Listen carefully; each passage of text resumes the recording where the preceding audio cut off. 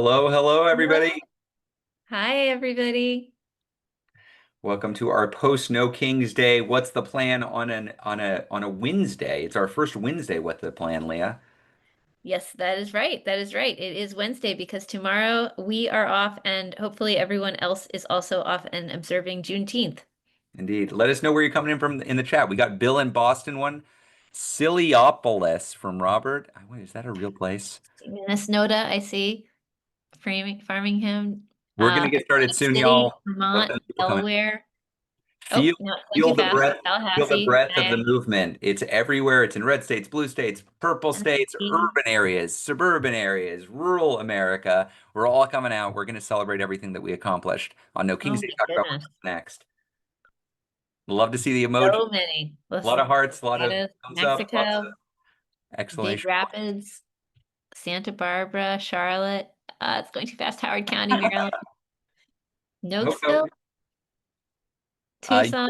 you will note Leah is yet again traveling, so I get this entire space to myself. Leah, I'm just sprawled out over I here, get, and it feels and good. I get my own screen too. It's great. I'm like these both of my elbows and be on top of each other. Yeah. Why don't we get into it? Because we're going to have a ton of questions. There are going to be a ton of people here. Should we get started, Leah? So let's do it. Let's do it. Okay, so there are more people registered for this What's the Plan than we've ever had before. So I think we should start just with a little bit more introduction, Leah, because we want to welcome everybody in. So, hi, everybody. Welcome to this movement for our democracy. I'm Ezra, one of the co-founders of Indivisible. I'm Leah, Uh, also co-founder of Indivisible. don't hold this against us. We both worked on Capitol Hill for members of Congress. After Trump was elected the first time, we wrote a guide to how to organize locally. Shockingly, people read it. It went viral. And then, even more shockingly, local indivisible groups started popping up everywhere around the country. What you are joining here is a movement of local groups. Lee and I are not the leaders of this movement. We try to do our best to support the work that you all are doing on the ground. That's where the magic happens, though. Throughout history, I say this all the time, there has been but one solution to creeping authoritarianism. Just one, and that is massive, broad-based, geographically dispersed, peaceful people organizing from all walks of life. That's what works. And so if you're here, you're part of what works. You're part of this fight for our constitutional republic. You are also joining, I keep on saying this every week, Leah, and I keep on expecting it to not be something I say, and yet it is still the case. You are joining at a wave moment where people all over the country, people who have never gotten involved in politics before, people who have never protested before, people who have never organized before, people who have never attended a community meeting before, are doing that, are getting involved. We are continuing to average 5 to 10 new local volunteer-led indivisible groups every single day, 5 to 10 every single day. And we are group-based organizing because we understand in our democracy, when we're alone, we're weak. When we're together, we're strong. It's as simple as that. It's as simple as that. Regardless of where you are, I guarantee you, if you look for an indivisible group, you're going to find allies where you live. You're going to find them. And if there doesn't have to be an indivisible group near you, you can start one. That's how this works. Where I'm from in rural Texas, it was grew up in a town of less than 2,000. There was no organizing infrastructure where I was growing up. And you know what? Now there is. Now there is. Now there is a place for people to plug in the smallest towns, in the biggest cities, in the rural areas, in red areas, in purple areas. There's a way for you to start organizing locally and building power. So welcome. We're excited to be here with you to talk about not just what's happening right now in politics, but most importantly, what we do about it. What we do about it. This is supposed to be practical. So let's get into some practical advice. But before that, I always like to celebrate new groups. And because we saw these incredible No King's Day protests, people probably saw the pictures of Boise or New York or Chicago or LA, these massive crowds.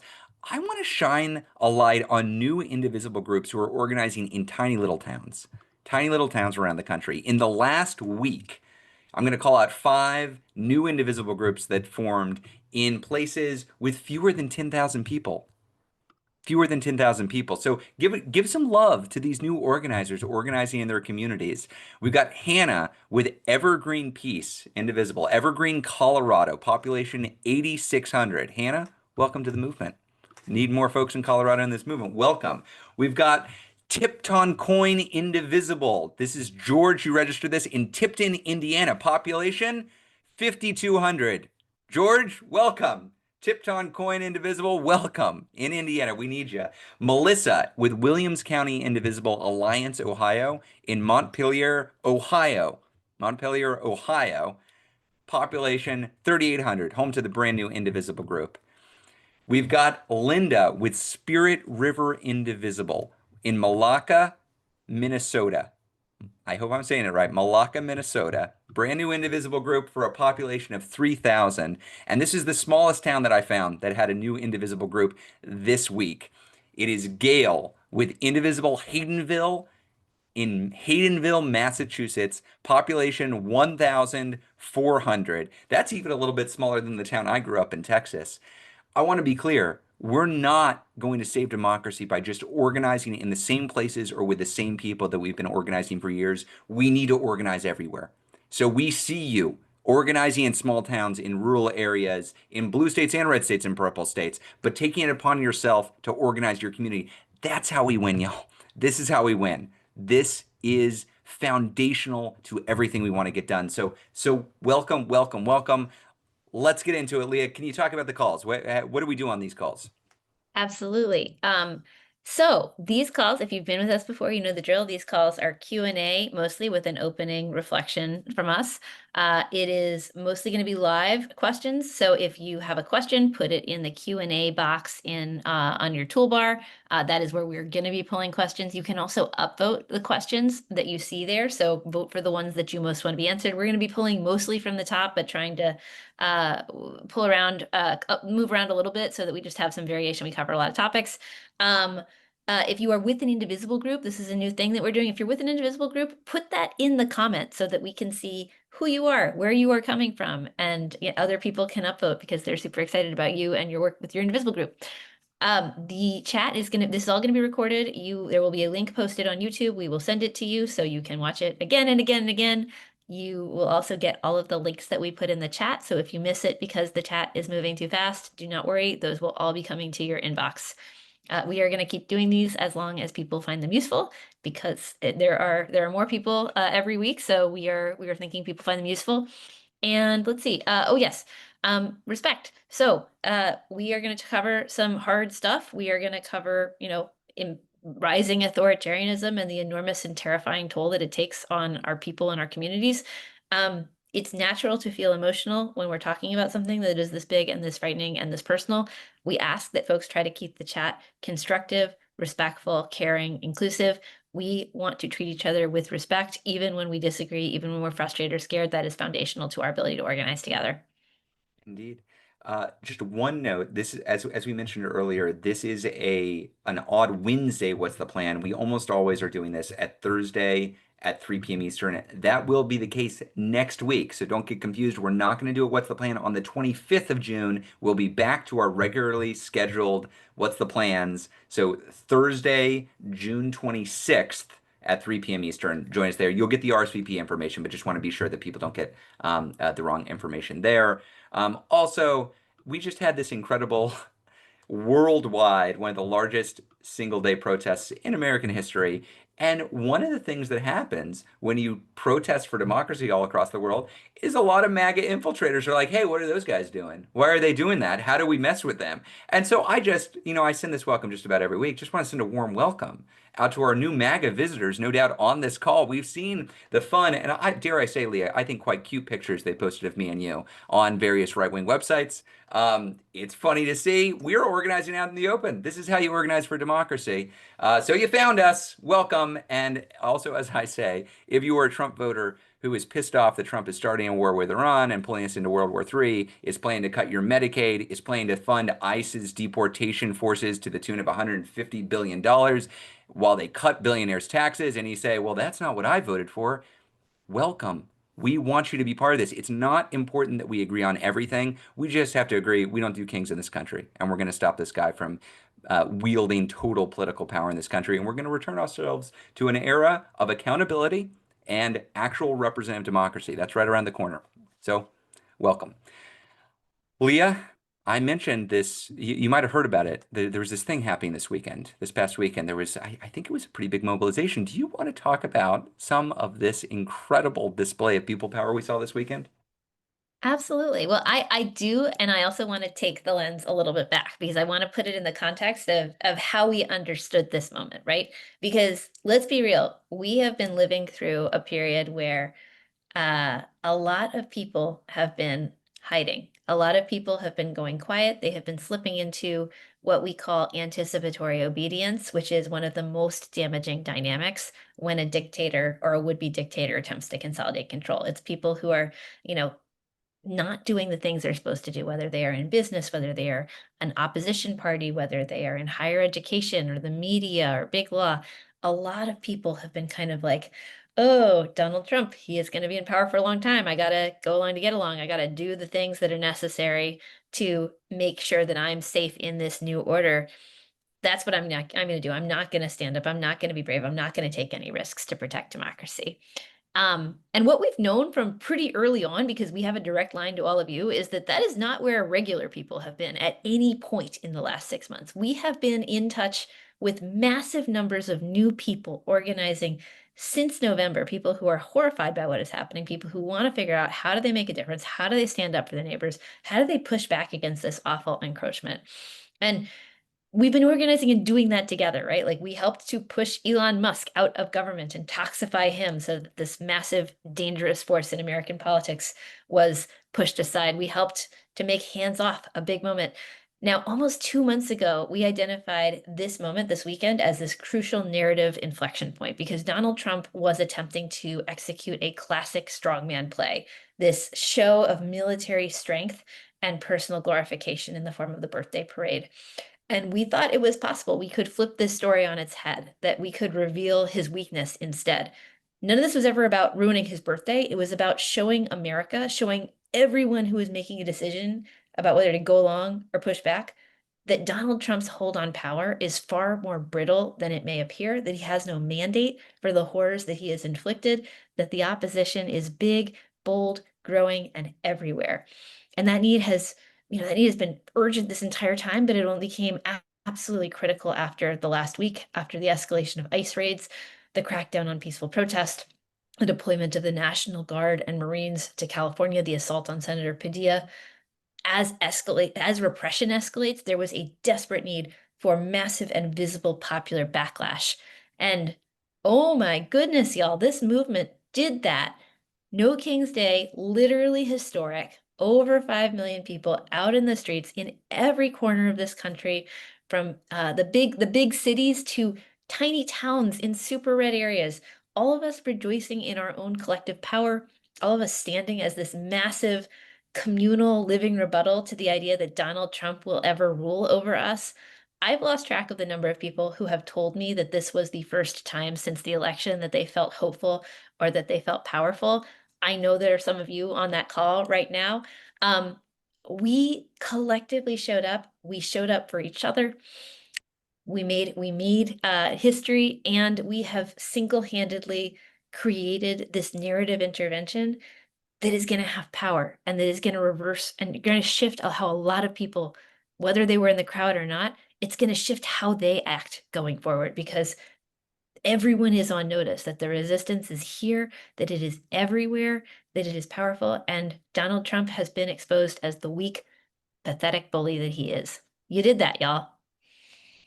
I'm getting chills just like I scrolled through Blue Sky for I don't know how long on Saturday and Sunday, just looking at all of the crowds from all walks of life. It was impossible to ignore. I mean, we sent a message that was impossible to ignore. So, congratulations. And also, we all understand a protest is a protest. This was historic, one of the largest protests in American history, and no individual protest is suddenly going to save democracy. No individual protest is going to cause Trump suddenly to decide that he's not going to be a would-be autocrat. What we know from the experts on authoritarianism, folks like Erica Chenoweth, when you hear that you need 3.5% of the population to stand up and say no to autocracy, that's not 3.5% of the population once. That's persistent organizing. So then the question here is how do we build on this momentum? How do we continue it forward? How do we ensure that it doesn't evaporate? If folks join the call on Monday, the follow-up call to No King's Day, we went over some of these action items, but before we get to Q&A, I just want to cover them. We should celebrate because celebration is an act of defiance during a period of autocratic breakthrough. They want to wear you down. They want you to think that there is no pathway to success. By celebrating what we accomplished, we are saying, screw you, people have the power. We are going to win. Your time is limited. Democracy is going to reassert itself. So we should bask in the glow of a wildly successful global mobilization in defense of democracy. And we should take actions to keep on building. So we covered a few action items around organizing, around mobilizing, around advocacy, and around training that I want to highlight here and that we will follow up with by email and with a lot of communication from Indivisible to give away for people to continue to build. So number one is you should join up locally. I know I might be just repeating myself here, but if you are on this call and you are not yet connected to a local Indivisible group, or you don't have some other local home for your organizing, find it. Find it. Take this as your message that this is the time to connect with people who are geographically near you because you all are represented by the same elected officials from dog catcher to US senator and you don't have power on your own, but you do have power together. So you can find your local Indivisible group at indivisible.org. There are thousands if you don't have a community now. So go find it. And if there happens to not be one nearby, start it. That's how you find your friends in your community. That's how all of these Indivisible groups have started because somebody who didn't quite think of themselves as an organizer or an activist or a leader said, well, I guess I'll start my Indivisible group. That's how so many Indivisible groups have started and become political powerhouses in their community. So organizing, everything comes from this. This is how we get everything done. Join up locally, find your group or start one. Second, this wasn't the last mobilization we're doing, y'all. You know that, right? We have to keep on showing up. We have to keep on bringing out new people into this work. So put it on your calendar. Good Trouble Lives On. July 17th is the 5-year anniversary of John Lewis's passing. And we're backing the Transformative Justice Coalition on a national mobilization that day. So if you go and check out goodtroubleliveson.org, you can find your local event. We want to continue to build this movement as we move forward. So again, July 17th, goodtroubleliveson.org. Find the local event, Transformative Justice Coalition, incredible group. We really want to support them. Third, we know that tackling autocratic breakthrough is not as simple as just organizing to call your member of Congress from day to day or show up at congressional district office. That's part of it. That's part of the good work that we want to be doing. But it's not the only thing that we should be doing this moment. So we are launching, we just announced 1 Million Rising is what we're calling it. This is a training program free to whoever wants to join up and upskill yourself. Attended your first march? Great. Part of your local Indivisible group, or you're looking for how to expand your tactical toolkit? Awesome. We're going to focus on the pillars of democracy and the enablers of fascism. We're going to be identifying specific ways that you can take action targeting some of those pillars: universities, media institutions, businesses, law firms. How can we use our organized people power to support these pillars of democracy and prevent them from caving to a would-be autocrat? There's some lessons learned from past fights. There's basic theory. There's some practical advice. We want to upskill the entire organizing infrastructure so we're able to actually wage effective campaigns to shore up our democracy.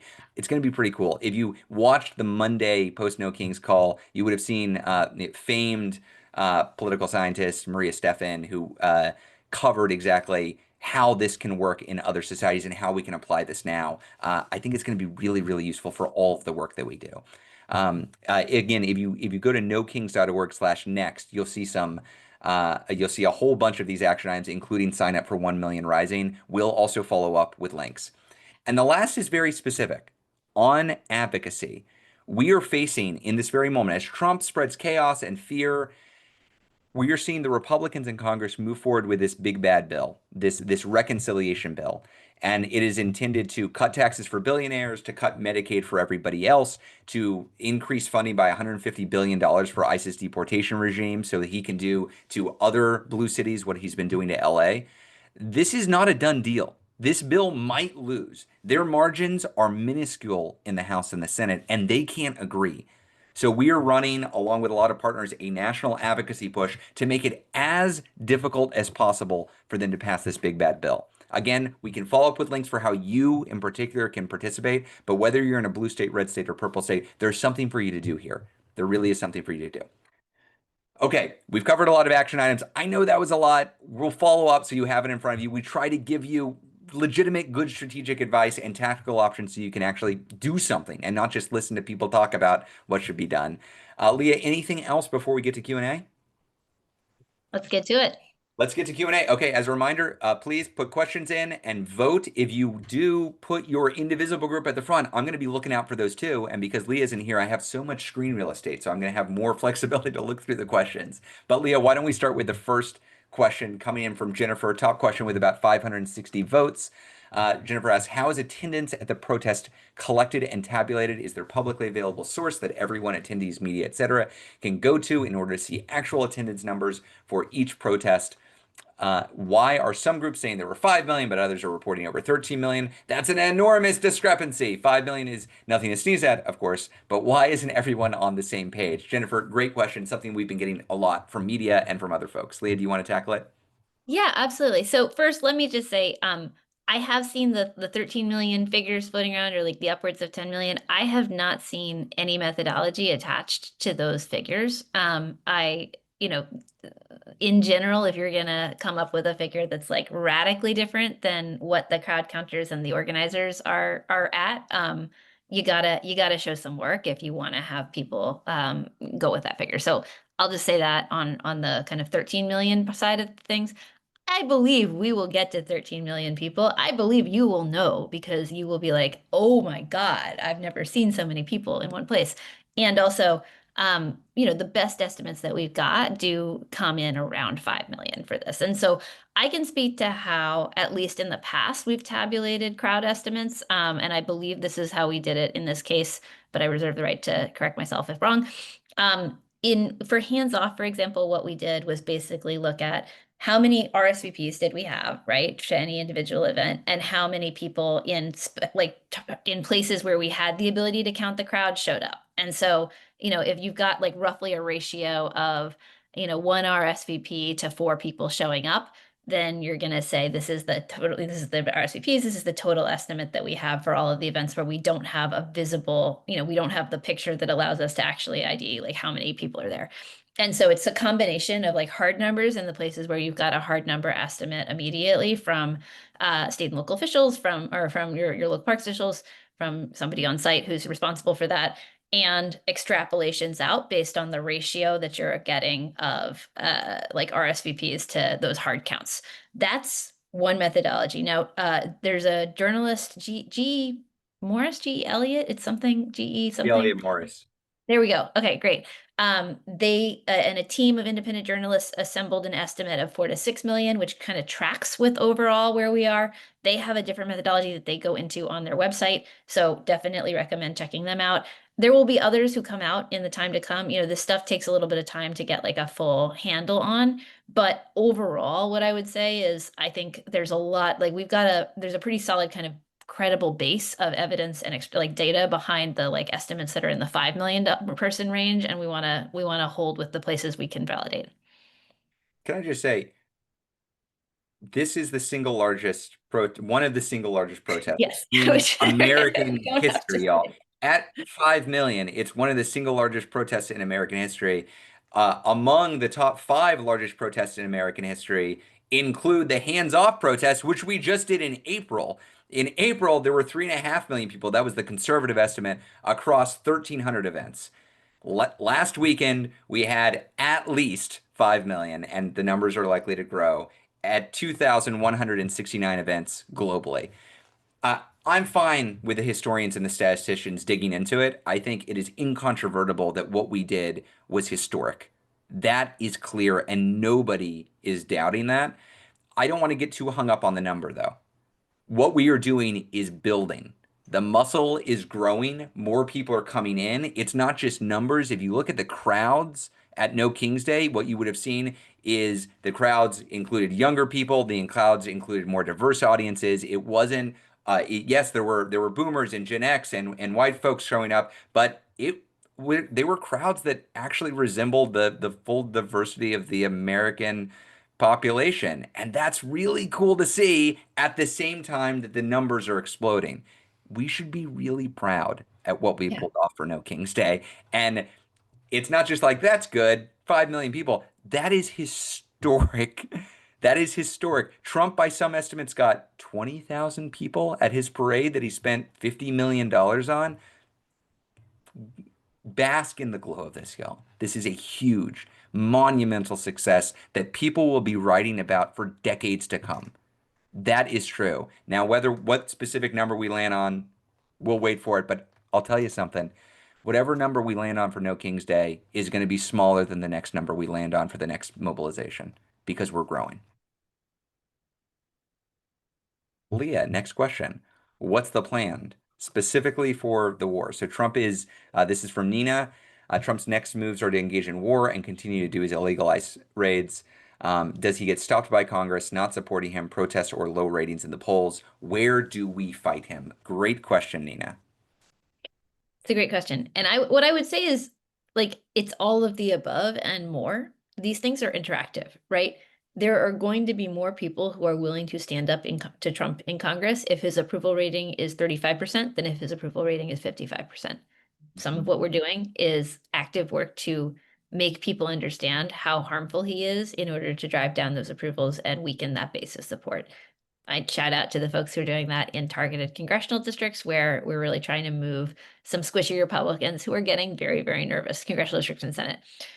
Some of what we are doing is protest to shape the overall conditions and make people, like I said in the opening, make people really believe that there is a possible world in which Donald Trump leaves office disgraced and his movement discredited, and there is a flourishing of democracy, and makes them want to be part of that movement for democracy, or makes them make decisions with the appropriate level of concern that that movement for democracy will win, and they need to have made good decisions in that case.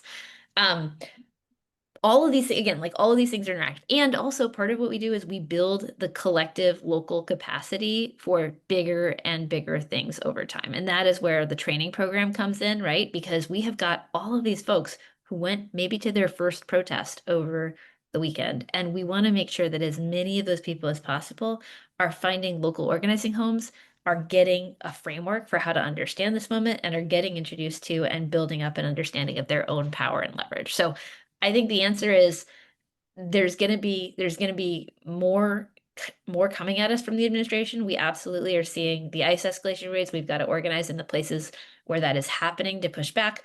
It is possible that we are going to see an escalation into war. We need to aggressively oppose that and mobilize to try to drive down popular support for that. We'll take those decisions, we'll take those things as they come. And also the big picture of like we organize locally, we drive down support, we target the enablers, and we prepare for greater collective action. That's where we are. Can I just another note on war? We are not going to accept war with Iran. We are Yep, not going to accept war with Iran. We are not going to accept war with Iran. 100%. We are not going to accept this. I got politically active around the drumbeat taking us to war in Iraq. Everybody saw what happened. The corporate media was on board on this drumbeat. Democrats lined up in response and said, "Oh no, no, no! I'm not a peacenik. I'll wave the American flag and I'll back George W. in going after Iraq." We are not going to accept that. We are not going to replay that political event. I want to be very clear. Trump is fracturing his own coalition over this. His own coalition does not want war with Iran. I want to be clear. This is not just a Republican versus Democratic thing. The MAGA coalition does not currently want war with Iran. That they are not backing this. They are losing their shit over this, which is good. Democrats should not be providing cover to Trump to bring us into World War III. And any Democrat that is giving Trump cover to bring us into World War III should face political consequences. We are not going to accept Democrats reaching out Republicans and saying, we all agree we should be dropping bombs on Iran. We are not doing that, y'all. I cannot emphasize enough how much we are not doing that. There is a war powers resolution that is moving forward in the Senate, possibly before the July 4th holiday, the recess. Then it will move forward in the House, possibly shortly after the July 4th recess. We might be able to win on this, and a successful war powers resolution will indeed constrain Trump. It will constrain him. And if we are not successful, what it will do is it will effectively force Republicans and Trump to pay a political price, which will limit the damage that they can do. So we've got action items on this, we've got explainers on this, we've got call scripts on this. We will send them out. We are not going to just accept this. We're not going to be quiet. We're not going to be scared of voicing our opposition to the war. We say no war with Iran. We say no war with Iran. We say no war with Iran. I cannot emphasize it enough. I will not accept this. Nobody in Indivisible should accept this from Republicans or Democrats. That's right. And if I may, I think this is absolute, like we say no war with Iran from a moral standpoint and a strategic standpoint, and just to be clear, a popular strength standpoint. If you are looking at the polling right now, this is one of those issues where Washington, on both sides of the aisle, is severely out of step with people. People do not understand why we would get sucked into a war here. They are not in favor of it. We really need to be making that case in our communities to bring it home to people in DC as fast as possible. I mean, it's pretty obvious why we're being sucked into it. Donald Trump looked like a pathetic little wimp on his birthday with his little military birthday parade. He's embarrassed and he wants to look like the big, strong boy. And so, how can he do that? He can drop some bombs on Iran. That is where this is coming from. The reporting in the New York Times clearly showed that he was not backing Israel's attacks on Iran. He was trying to avert that. Then Israel did it, got some positive press, and he said, "Oh, I want me some of that." That Yep. is what the reporting says. We do not have to feed this guy's ego. We do not have to kill human beings to feed his ego. We're not going to back that. And we're going to hold Democrats accountable if they back that. Right, because the other thing that should just be real, like, yes, it's Donald Trump wanting to feel good about himself again after a disappointing birthday. And also, there is bipartisan, they call it the blob, bipartisan support for hawkish policies in this space that is enormously troubling and dangerous. And we just collectively have to be really aggressive in pushing back. And this is one of the situations I know because I hear from you all. We get people who are like, I've got two Democratic senators. What do I do? Do not assume that your Democrats are solid on this. Do not assume that at all. You need to call them. Yeah. Okay. Kristen asks, I'm worried about the phenomenon where unmarked, unmasked agents try to take individuals into custody. This can lead to dangerous and unlawful copycat activity. How is anyone to know how to respond to defend themselves? California Senators Scott Wiener and Jesse Araguin, I hope that's how I pronounce it, introduced SB 627, the No Secret Police Act. We're tracking this. Love it. The bill requires all levels of law enforcement to show their faces and be identifiable via their uniforms. What can we do to push for similar requirements nationwide? Great question. It's a great question. It's a great question. It is an incredibly chilling problem.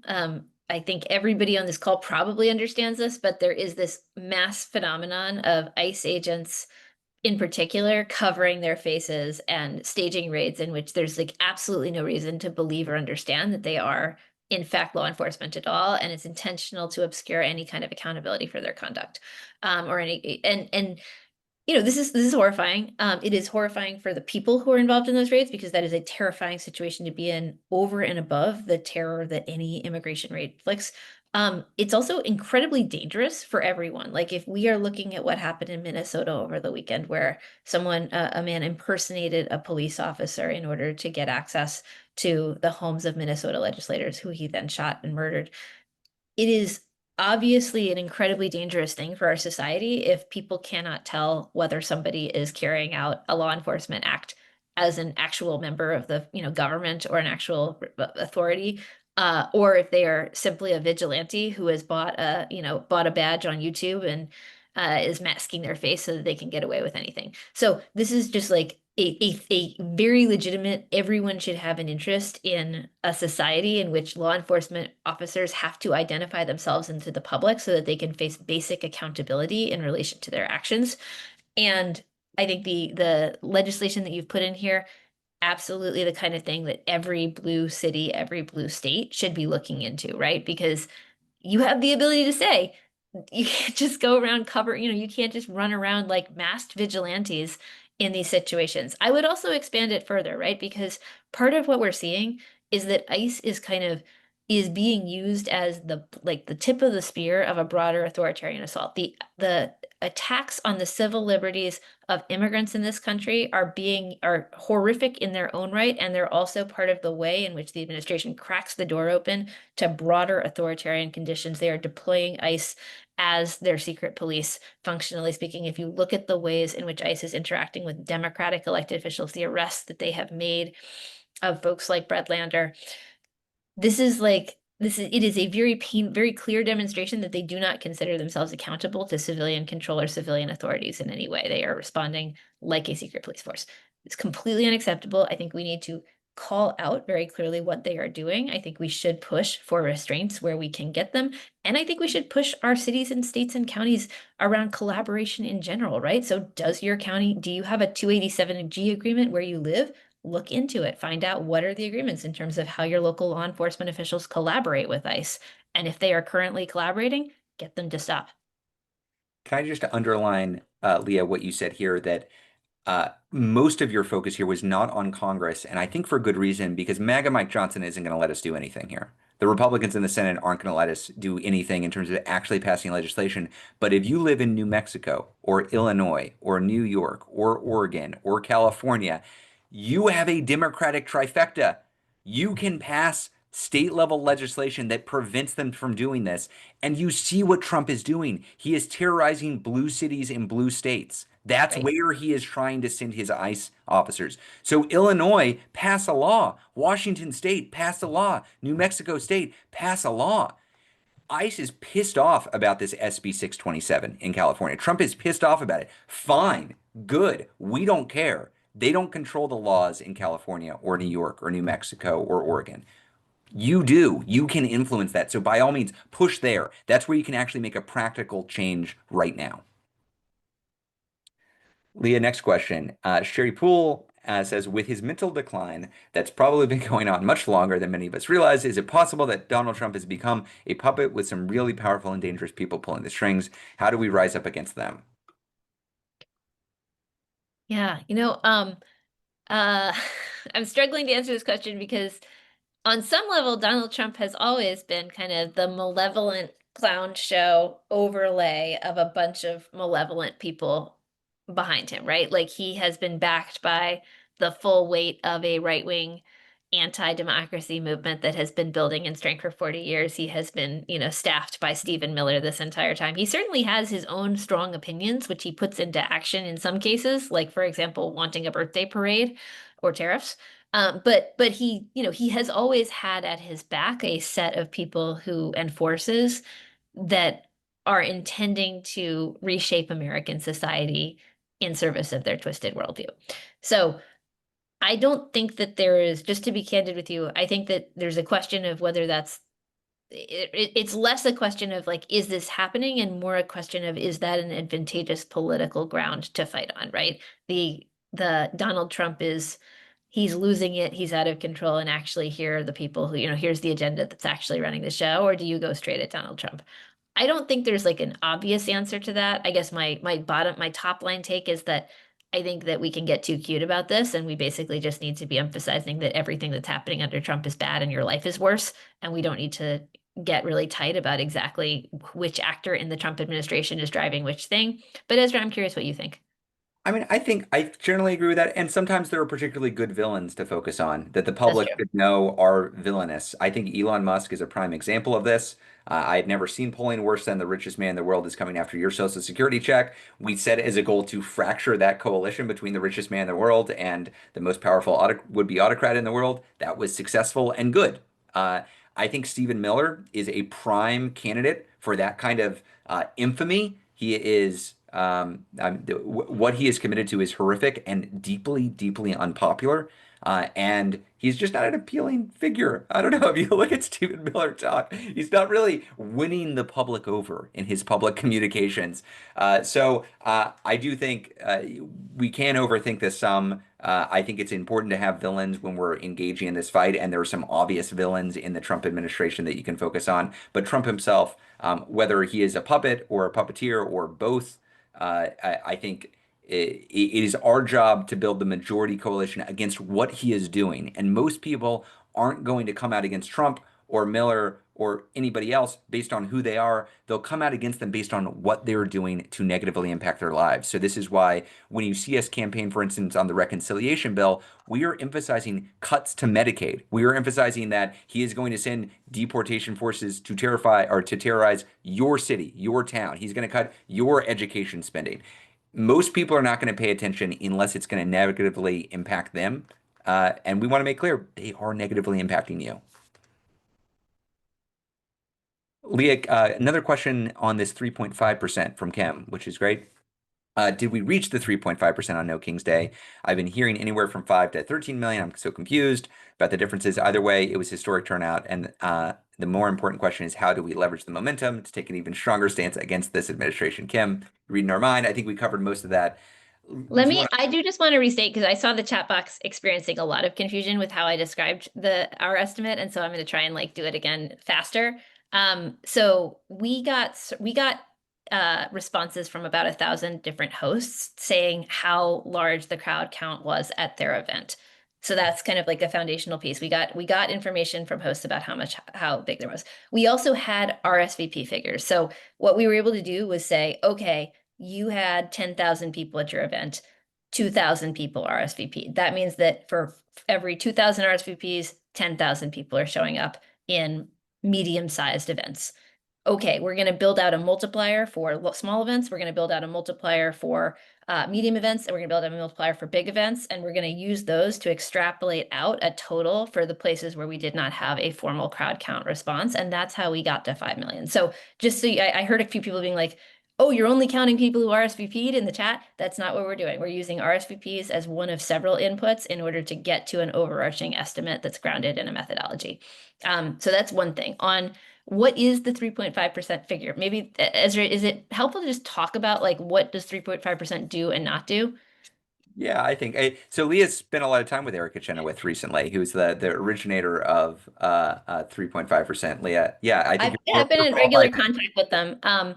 Yeah. And yeah, I mean, so I think the things to understand about this are, as Ezra mentioned earlier, it's not like a magic number. It's not, you get to 3.5 and then ta-da, we fixed it, everything's great. It is the kind of mass societal mobilization tipping point number at which generally nonviolent movements are successful, if deployed and strategic and effective, right? Like it's not literally just about getting those folks out. It's about having effective and strategic ways in which we're deploying our collective power.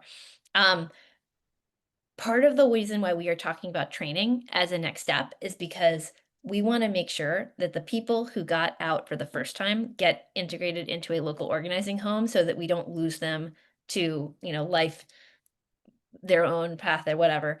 And then we keep building towards that ultimate 3.5%, right? So part of the thinking that we have here when we're talking about the mass mobilization absorption training cycle is we got new people out. That's good. The first task is making sure those people are staying in relationship with us, staying in contact with us, are upskilled, are part of the bigger thing.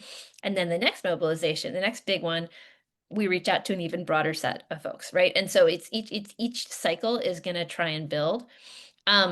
I do think that the piece of this that's going to be really important for us collectively is just continuing to keep the focus on like what is making our local groups stronger, because it is good to get a lot of people in the streets, but our local groups are actually going to be the driver of so much of the energy and strategy that we're going to need for going forward. We're bigger this week than we were last week. Are we big enough yet? No. We need to be bigger next week than we are this week. So directionally, we're going in the right direction, and we got to keep building. It's as simple as that. Okay, Leah, Joy has a good question on the Good Trouble Lives On protests. I've heard that the next mass protest is scheduled for July 18th. It's actually July 17th, which is a Thursday, though. But so July 17th, just to emphasize, in honor of John Lewis. And this is the 5-year anniversary of his passing. I'm concerned about the fact that this is on a Thursday, true, resulting in there being fewer people who are able to attend. A smaller nationwide protest would send the wrong message. I hope you will consider changing it to Saturday. It will be in honor of John Lewis, which is an idea I love. Thank you for all you do. We are huge fans of John Lewis as well. Leah, we've covered this in the past a bit. I think folks can fall into a reasonable set of logical arguments that would make you believe that if the next protest you do isn't bigger than the last protest you did, it's a failure. Can you talk a little bit about how we are thinking about July 17th, how we're doing in coordination with partners, and how it fits in with the broader goal of building the muscle overall? Yeah, absolutely. So, here's what I would say. Protest's a tactic, right? It is not a strategy in and of itself. And so each protest is going to be, or each action or each, community gathering, they're going to be oriented around achieving something specific within that strategy. So the thinking, the core goal with hands off was essentially, let's get a very large number of people out to disrupt the idea that there is no opposition to Trump. The core thinking with May Day was big show of collective support and force for workers and immigrants.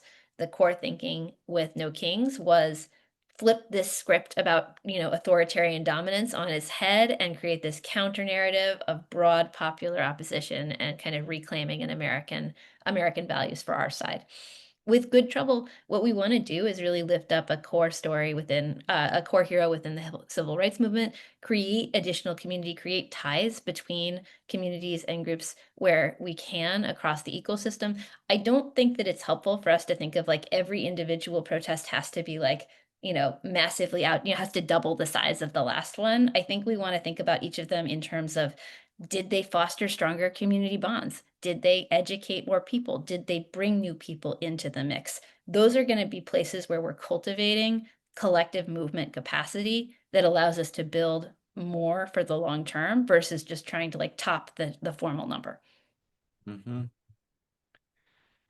Great. Moving on. Next question. Cindy says, are we doing everything we need to protect the vote in 2026? As we know, this admin is going to try to suppress our votes, possibly by using the military. Cindy, your head is where our head is here. I mean, when we adopted our plans shortly after the 2024 election, the number one danger on our mind was that we were headed towards this period of autocratic breakthrough, and we weren't going to have 2026 elections the way we needed to have 2026 elections. That the real danger is that Trump, I don't know, declares martial law or says we're in a time of war, we've got to delay these, or in some other way intervenes in the elections. And also, we shouldn't take that as a foregone conclusion. Leah, you have a good line about like the two worlds we've got to live in, which I think is Yeah. like a good way of describing how we think of we live in a democracy with elections and also we're living through an autocratic breakthrough. Do you want to describe that? Yeah, sure. So I'll take it a step back. So this is a concept that's actually been described to me as three Earths.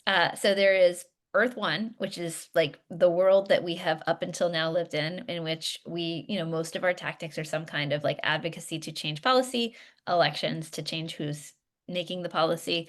Um, we're working within the existing systems that are largely like flawed, but still some semi-representative democracy.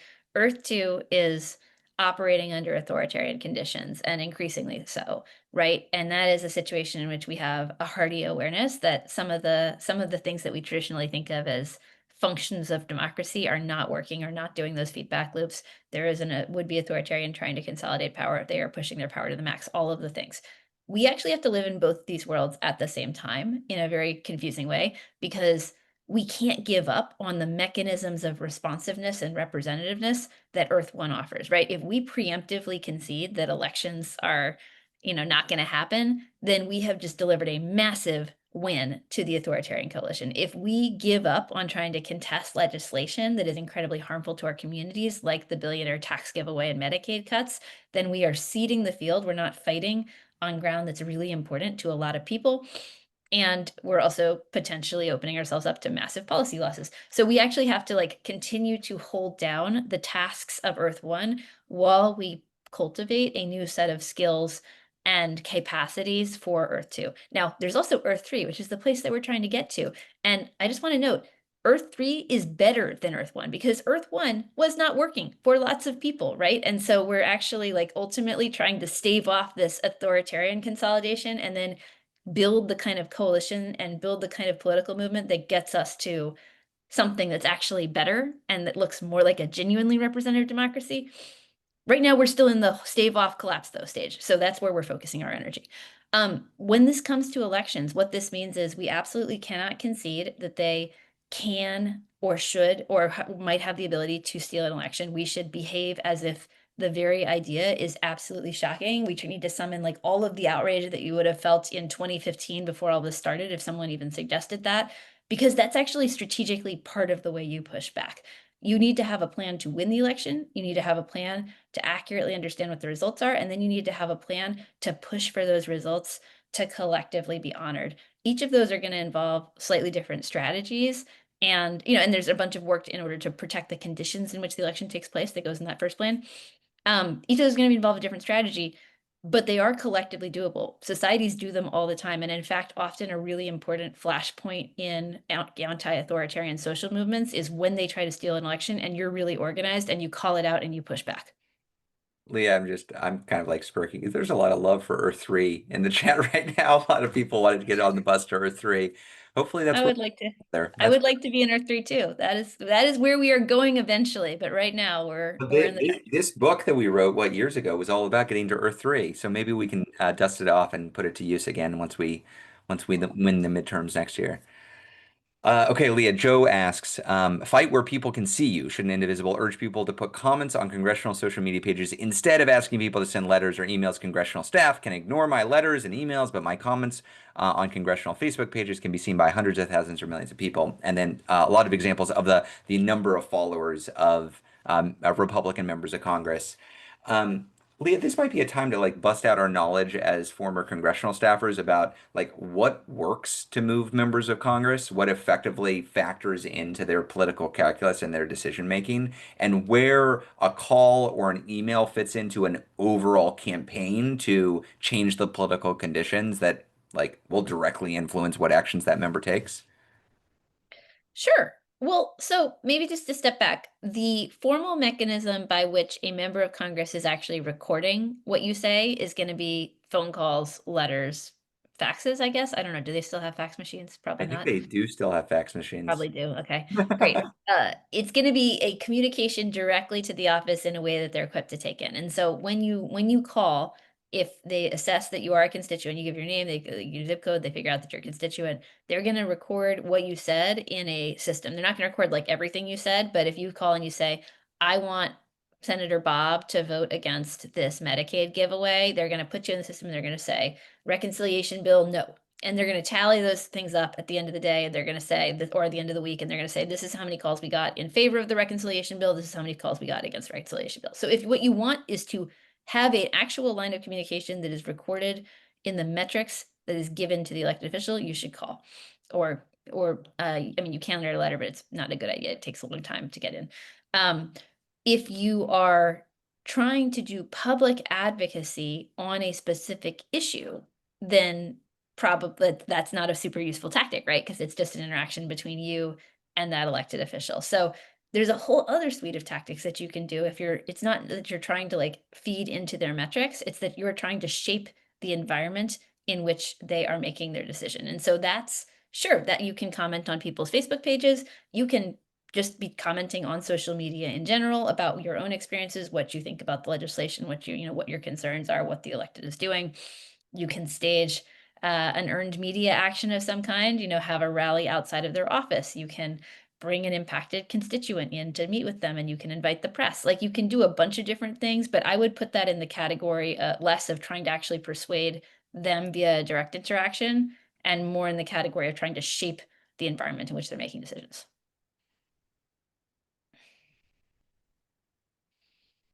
Next question from Warren is not a question, but a big heartfelt congratulations and thank you. That is so nice, Warren. And thank you for everybody who voted for that. How sweet. That's really There are great. so many of us who appreciate everything the two of you have done, working behind the scenes here in Monterey, California, similarly across the USA and elsewhere. King rallies were huge, peaceful, enormously successful.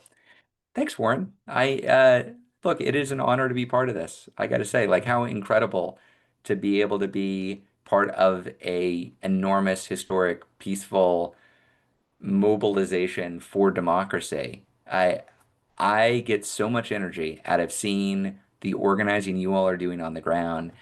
It's what gives me hope. It's very dark right now. The things that Trump is trying to do are, I mean, it's scary. And I think it would be very hard to stay engaged in politics in any way if we were just reading the news on a regular basis or we were just engaged in the inside the Beltway debate about what the smart play for Democrats should be. Instead, we get to work with local organizers all over the country who are doing real work, who aren't just reading polls or message testing and talking seven-dimensional chess when it comes to politics, but are actually building people power. I don't think politics was working 10 years ago. I don't think it's working now. But the thing that gives me hope that we might be able to get it on track and get to Earth 3 is because of the work y'all are doing. So thanks for letting us be part of this movement with y'all. Leah, any thoughts on your end? That was perfect. That's exactly how I feel. It's Uh, just an honor every day, it really is. it is. It's incredible. Stephen says, what can we do at these mass mobilization events to continue to make gains in the four following action areas? Registering people to vote, volunteer, donate, talking to friends and family. That's great. I mean, I think the first question is you out there with the clipboard trying to grab people's information, right? We we every event there should be people who are actually trying to capture who is there, if they'll give their name, if they'll give their email, if they'll, register to vote. A lot of people who show up at these protests are in fact already registered to vote. Not all of them though, so it's always worth checking. Um, just starting by capturing people's information, I think is the most important thing. And doing that locally is helpful. There's like we have a short code that we ask people to text. That's great. We get some folks. There's also a bunch of people who will, give you their email address if you're a real human asking for it, who are never going to voluntarily text their information in. So I think we've just got to do an all of the above, but it starts with like literally being able to reach them after the rally. It's such an underappreciated tactic, Leah, and I wish we could just we just hammer that lesson home. The number one danger from a mobilization like this is that you have historic energy and then it just dissipates. And the best way to push it back against that is exactly what Leah said. One, get a way to contact those people, and then two, have something that they can do that is the next easy lift action. Hopefully, your local Indivisible group is doing some sort of celebration or debrief, like welcome party of some sort, or action-oriented meeting. Something where I'm a normal everyday person. I'm a nurse. I'm an IT technician. I'm a teacher. I've not participated in protests before, but I did know Kings, and now I'm like, what's next? Don't ask me to lead a big campaign. Don't ask me to take on a big, heavy project. But if I can just attend a meeting, if there's some easy next thing that I can do, sure, okay, maybe I'll try that out. It's up to us, all of us as organizers all across the country, to have that natural next immediate action item that is easy for people to participate in. And then welcoming them in as much as we can to make our places of organizing a home for them, a place that like wants them and gives them responsibility and meets them where they are. And then I think from that flows a lot of what you're talking about here, Stephen. From that flows more volunteers, more donations, sure, more conversations with friends and family, and yes, more people registering to vote. Chuck is asking about the wag the dog with the war with Iran. Seems like it came out of nowhere. It's clear to see that the benefits to Netanyahu start another war, stay in office, but could the flip-flop from Trump into our war be for the same reasons? Do we go all in on anti-war demonstrations? Yes, yes, we do go all in on anti-war demonstrations. It's really important that there be a visceral, negative, ideologically diverse response to hell fucking no, we're not going to war with Iran. We are not giving this president any kind of political boon because he decided to drop some bombs to Iran. We are not giving Democrats a pass so that they can look quote unquote strong when they support going to war with Iran. I think it's really important that we just say the truth, that we just speak the truth. This is an optional war being pushed on us by the most extreme elements of society, and that they do not have public backing for it. They might push us into it. Look, Donald Trump is the president of the United States. Republicans have the House and the Senate. Maybe they will allow us to go to war. They might push us into it. We don't have to just accept it though. And there should be political consequences for leaders who start optional wars.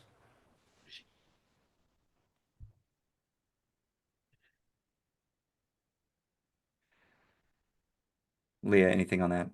I keep No, getting on my soapbox on I'm this. with you. Okay, Yeah, okay. I George. think, look, I think this is a place where, uh, I think this is a place where the natural instincts of a lot of Washington are bad, and big popular blowback is really important for steering them away from just like like optional wars, from choosing to escalate, and we just gotta be there.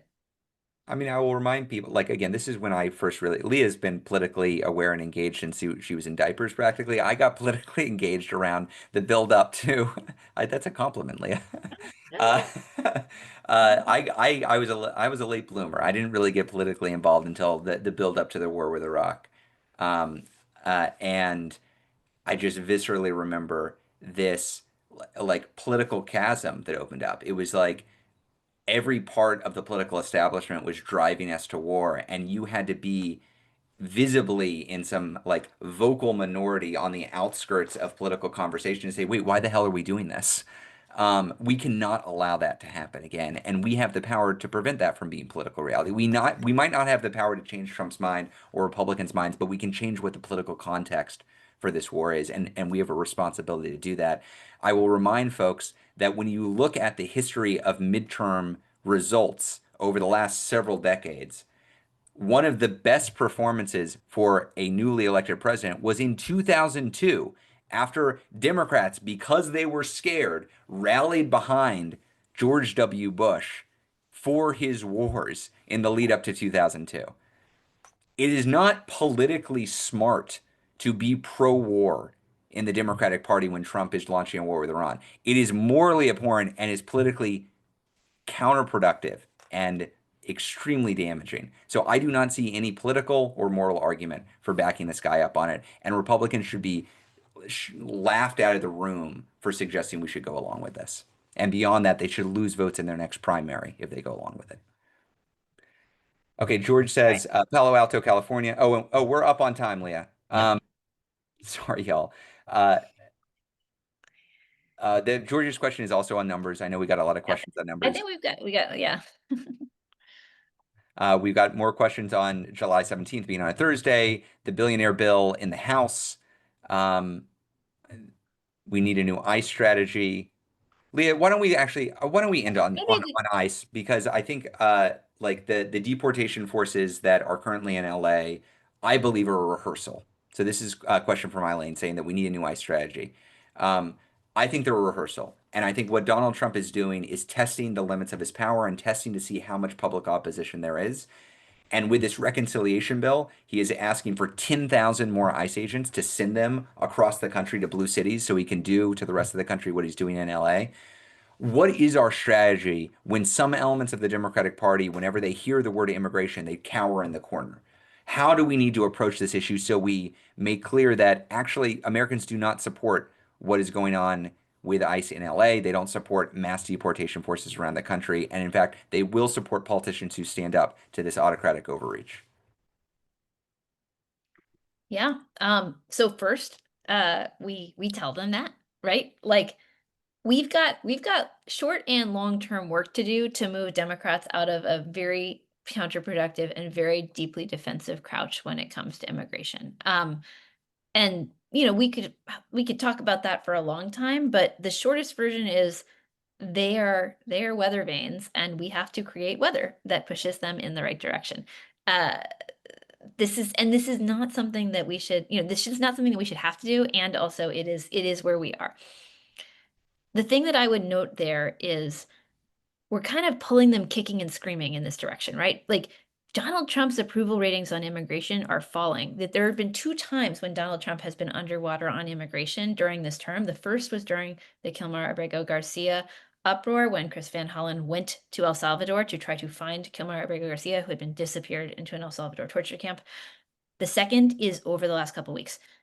That is because when we fight, we can win on this, right? People do not want moms grabbed out of their cars by masked men while they're taking their kids to school. They do not want these folks roaming through communities, terrorizing people. They do not want their, members of their community who are just showing up for work all detained in a mass raid. This is horrible stuff. And if people actually make that argument, then we can pull a lot of people with us. And so I think part of it is just acting and expecting our electeds to stand up, whether that is calling them and elevating the provisions on ICE in the bill and asking for them to affirmatively speak out there, asking them, where are you? Are you showing up to immigrant solidarity vigils? Are you, Brad Lander got detained while he was escorting somebody out of an immigrant out of a courthouse. I want to see a lot more people doing that. I want to have a situation where they tried to crack down on him so that they could discourage Democratic electeds from exercising their totally legal and appropriate rights on protest. The correct response to that is not for everyone to back off. It's for 50 more Democratic elected officials to do that next week. So push your folks. That's the first answer. And it's actually always the answer, really. And then the other is just like, again, longer term organizing. There are immigrant rights organizations in your area who are leading the charge. Figure out who they are, figure out what they need. If you haven't done a Know Your Rights training, do a Know Your Rights training. Start figuring out how you can get into a formation to organize and support local communities, because there are a lot of people who are organizing on the front lines here who need help. You're here. Y'all, we're winning. We are winning. There are more of us than there are of them. We just organized one of the largest protests in American history. More people came out than anybody can remember in recent history on a single day to push back against a would-be autocratic regime. We are winning. Their agenda is deeply unpopular. Donald Trump has overplayed his hand. He is fracturing his own coalition, and millions upon millions of people who were never involved in this before are now organizing and standing up. I'm not editorializing. That's the fact. That's verifiable reality. That's what's out there right now. We are winning. We just need to keep on building our momentum. He's going to keep on flailing. He's going to keep on doing damage as he goes down. But he is an unpopular lame duck president, and his time is limited. This period of autocratic overreach is going to be covered in the history books as a period of autocratic overreach that is replaced by accountability during a period when democracy reasserted itself. And we all organizing here, we are the ones that are making democracy reassert itself. Congratulations, y'all. I This want past to weekend was an enormous success. And Leah, you have the last word. And I have two last words. The first is that as I was talking last time, I actually completely missed that we have got a great resource in the chat box specifically on what your attorney generals in blue areas can do on ICE. So please, it'll be in the links. Check it out. Organize to push everybody you can on everything you can there. That's one. The other, I do just want to note again that we are off tomorrow. The reason this is happening on a Wednesday is because it is Juneteenth tomorrow, in a period of time when the administration is actively attempting to erase Black history, and is really attacking the very foundations of integration in the federal government. It is more important than ever that we honor and celebrate this holiday. So whether that is going to a local event, whether that is quiet reflection and educating and reading yourself, whether that is some other kind of practice, we really want to make sure that folks do understand that this is an important day, and honor the intentions there, and recognize that continuing to uplift and celebrate the history of Black people in this country, Black Americans in this country, is part of our collective fight. So just want to recognize that as we sign off. We will see you June 26th. That's Thursday, June 26th, so a week and a day from today at 3 p.m. Eastern Time. As always, great to join you all here for What's the Plan. Look forward to your questions next week. Keep on building this momentum, y'all. We're going to win.